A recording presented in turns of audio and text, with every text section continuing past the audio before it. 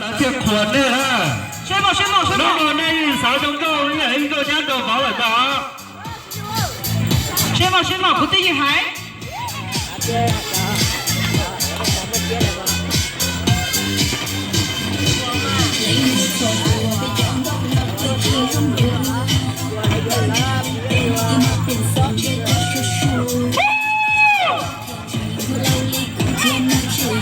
Nhớ, rồi nó sẽ thay đổi của bỏ cho mình một sinh kế tôi trong tiết kia không? Tôi còn đang đó mà, nó kia đi xí cho mà.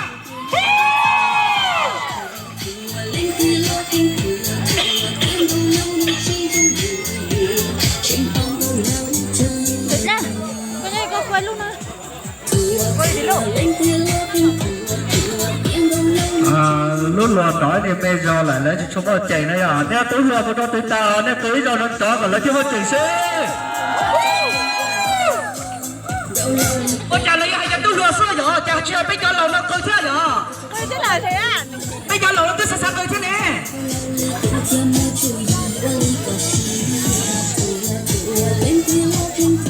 Ra nó ta chỉ số bây giờ lọt ra thì tao lọt á.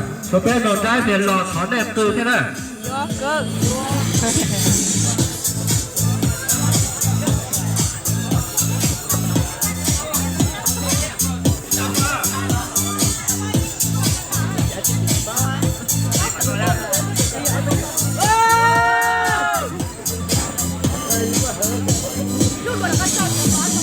Lùa thắt gió một tuổi luôn rồi, nó chứ không có rồi đấy. Để thì cái tên này chào cho đời này lọt sai lọt này nọ thế nè. Ít chả thì lấy một nét trung trai để này chỉ bỏ. Cái này thấy của nhau chỉ lấy cả để có vấn đề là cho nó đây là.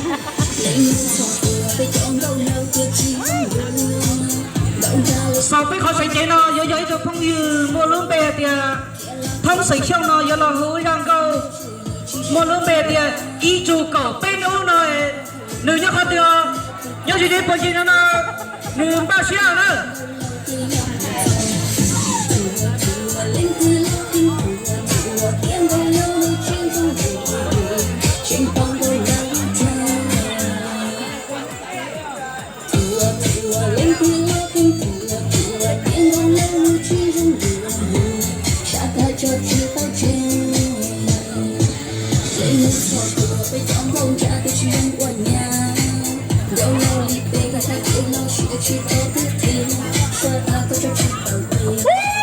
Hãy chào vô một bè tiếp theo.